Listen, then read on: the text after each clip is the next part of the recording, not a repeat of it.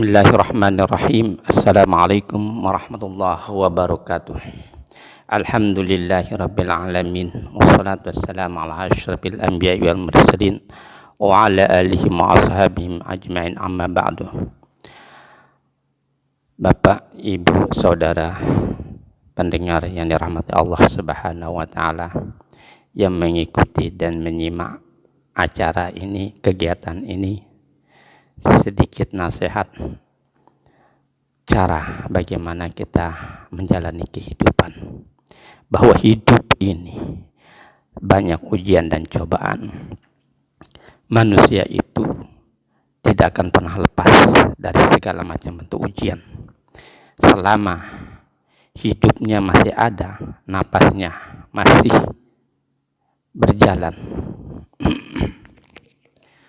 napasnya masih di kandung badan, maka ujian Allah Subhanahu wa taala itu akan selalu ada, tidak akan pernah lepas sampai akhirnya Allah mengirimkan malakutul maut untuk mengambil akan kehidupannya sehingga berakhirlah kehidupan dunianya.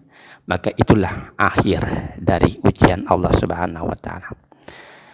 Saudara-saudara yang dirahmati Allah, hal yang sangat perlu yang harus kita laksanakan di dalam menjalani kehidupan ini supaya kita itu selalu dalam kebaikan, kebenaran, dan selalu di jalan Allah, selalu dalam ridha Allah. Maka di sini akan saya sampaikan bagaimana prinsip kehidupan yang harus kita jalani. Ini tidaklah terlalu sulit. Ini saya disingkat menjadi BBM. B yang pertama itu adalah benar, B yang kedua adalah baik, M adalah manfaat. Saudara yang dirahmati Allah Subhanahu wa taala, dalam menjalani kehidupan ini tentunya untuk selalu dalam jalan yang Allah ridha, maka kita itu tidak boleh lepas dari prinsip kebenaran. Prinsip bahwa apa yang kita laksanakan itu adalah benar. Apa yang kita putuskan itu adalah benar.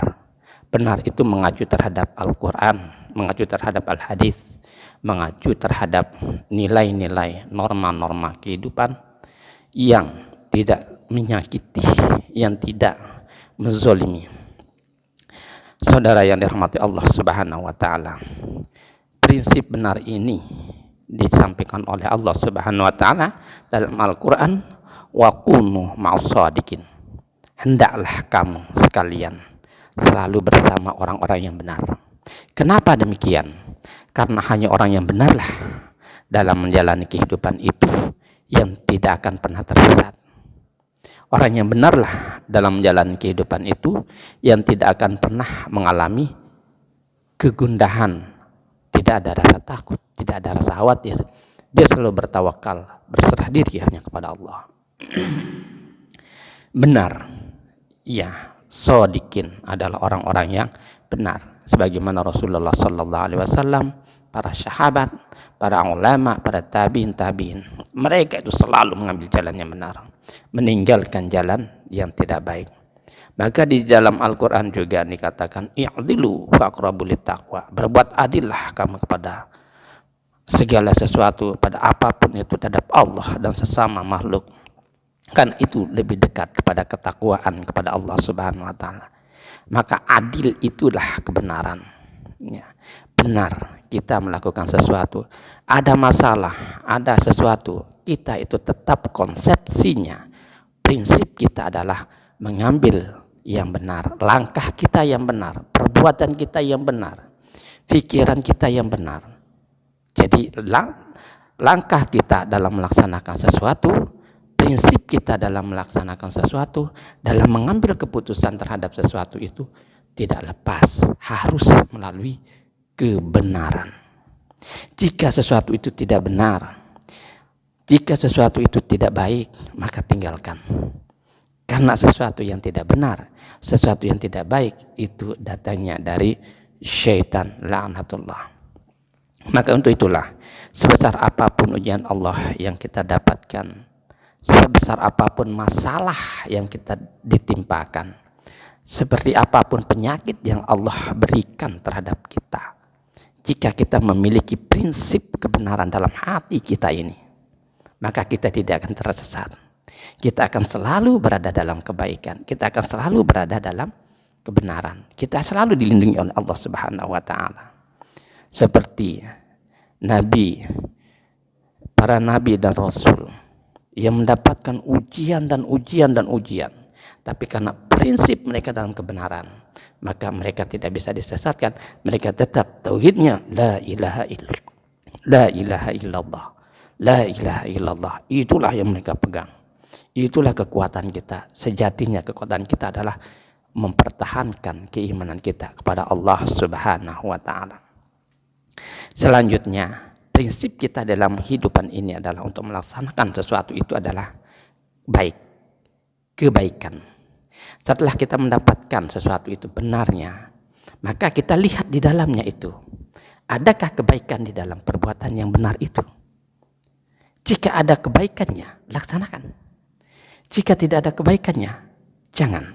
Karena belum tentu sesuatu perbuatan yang benar itu selalu terdapat di dalamnya kebaikan. Maka perlu kepada kita itu adalah untuk meraih, melihat, menganalisis. Oh, ini tindakan saya benar, ini perilaku saya benar, ini keputusan saya benar, dan di dalamnya terdapat kebaikan. Apalagi sudah salah, tidak ada kebaikan, jangan. Itu akan menyesatkan kita ke jalan yang Allah benci nanti. Sehingga kita dapat laknatullah. Maka siapapun yang berpegang teguh terhadap kebenaran, terhadap kebaikan, insya Allah akan berjanji dia itu akan selalu diberikan hidayah, petunjuk. Allah menyampaikan, wa qala man qala rabbunallah tsumma istaqamu lanahdiyanna subulana. Sesungguhnya siapa saja yang berkata kami mengatakan bahwa Allah Tuhan kami, Allah itu Rabbi kami, kemudian istiqomah tetap dengan prinsipnya itu, tidak mau menyekutukan Allah dengan apapun, maka Allah akan memberikan hidayah, bimbingan dan petunjuknya lurus menuju kepada Allah Subhanahu wa taala, lurus menuju jalan yang Allah ridha terhadap dirinya. Jadi itulah prinsip kita adalah dalam melakukan sesuatu benar, baik. Yang ketiga itu adalah manfaat. Jadi prinsip hidup kita itu di dalam melakukan sesuatu, mengambil keputusan itu harus ada di dalamnya itu manfaat. Jika sesuatu itu tidak ada manfaatnya, tinggalkan. Jika dikatakan itu benar perbuatannya, prinsipnya benar, ada kebaikan di dalamnya, tetapi tidak ada manfaat, jangan, tinggalkan. Maka prinsip tiga hal ini, kita melakukan sesuatu karena kebenaran, kita melaksanakan sesuatu karena kebaikan, kita melaksanakan sesuatu karena manfaatnya.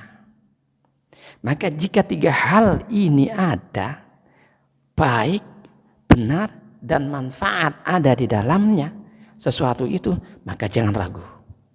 Laksanakan. Sebesar apapun, sebanyak apapun ujian, penghalang yang merintangi, maka jalani, langkahi. Sebagaimana sebuah goresan dari bait-bait hikmah dikatakan, apabila hati sudah mengazamkan tekad untuk berbakti kepada Tuhan, maka janganlah lalai, tetaplah ingat untuk berbakti dan mengabdi setiap saat. Jadi jika di dalam hati kita ini sudah kuat keinginan kita itu, bertekad kepada Allah Subhanahu wa taala, yakin kita kepada Allah Subhanahu wa taala, kita kuatnya iman kita, kuatnya keyakinan kita pada Allah dalam melakukan segala sesuatu, maka tidak ada sesuatu yang akan merintangi kita. Semuanya akan kita lewati, semua akan kita kalahkan. Kita akan tegak dalam dan istiqomah di dalam mengatakan la ilaha illallah Muhammadur Rasulullah. Maka bila hati sudah kuatkan azam, keinginan, tekadnya menuju Allah Subhanahu wa taala, tidak ada arah melintang. Semuanya akan dilewati. Sakit tidak apa-apa, sakit itu adalah satu hal yang lazim, hal yang lumrah untuk orang hidup. Sakit di badan kita itu hal yang biasa. Itu tidak akan merintangi kita untuk beribadah kepada Allah. Karena sakit itu menjadi ampunan bagi kita, menjadi pahala yang besar bagi kita. Jika apa? Kita tetap di dalam kebenaran, di dalam kebaikan, dan di dalam jalan-jalan yang bermanfaat. Tapi sakit menjadi bencana untuk diri kita jika kita mengambil langkah salah. Kita meninggalkan jalan yang benar. Kita meninggalkan jalan lurus kebaikan. Kita meninggalkan jalan yang memberikan manfaat untuk kita. Jadi kita itu harus kuat. Jadi sakit itu tidak berguna untuk kita, untuk menghalangi kita. Sehingga kita itu tetap kepada Allah. Yakin kita kepada Allah.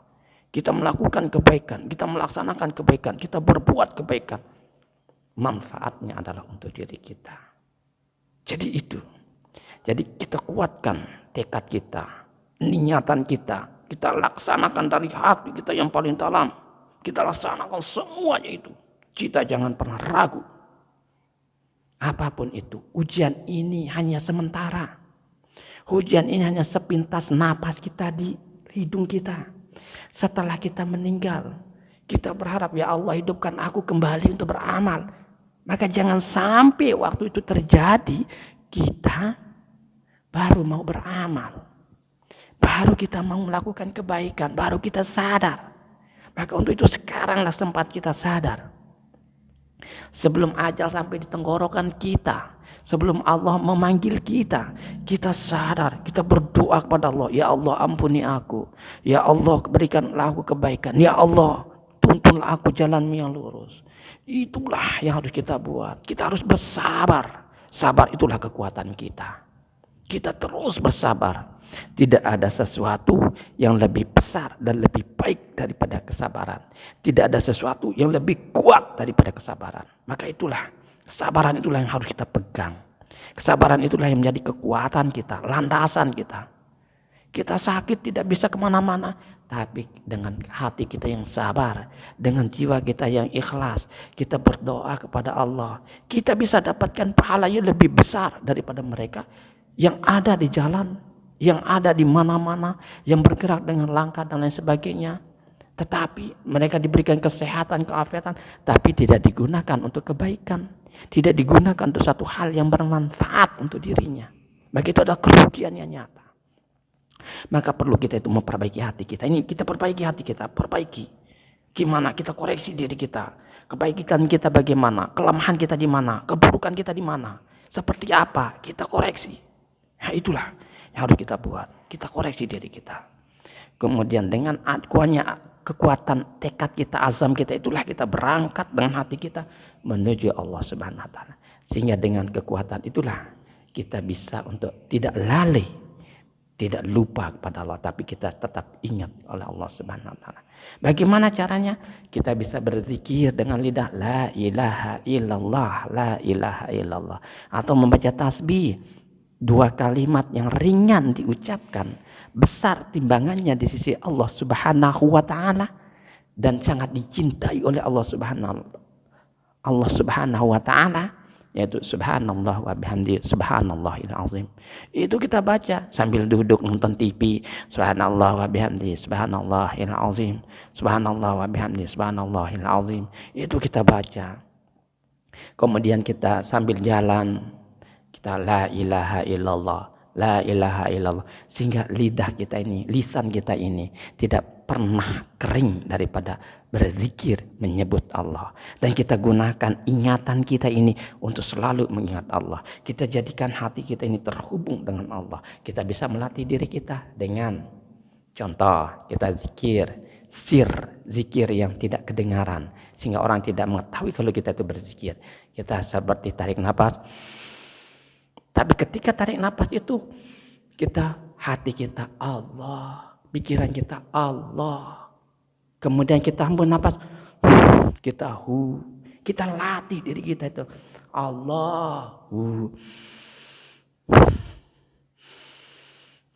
Sehingga ketika kita tidur sekalipun, kita tidur,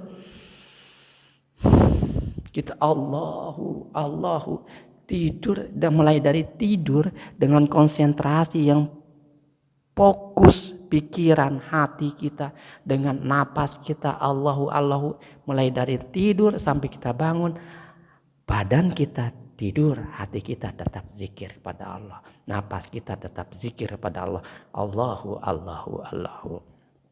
Nah, semoga ini ada manfaatnya sehingga zikir kita menjadi obat, kesabaran kita menjadi kekuatan, sehingga kebaikan itu menjadi satu hal yang bermanfaat untuk kita, kebenaran itu menjadi pegangan, manfaat itu adalah satu pokok yang harus kita utamakan dari sesuatu yang lain. Wabillahi taufiq wal hidayah. Assalamualaikum warahmatullahi wabarakatuh.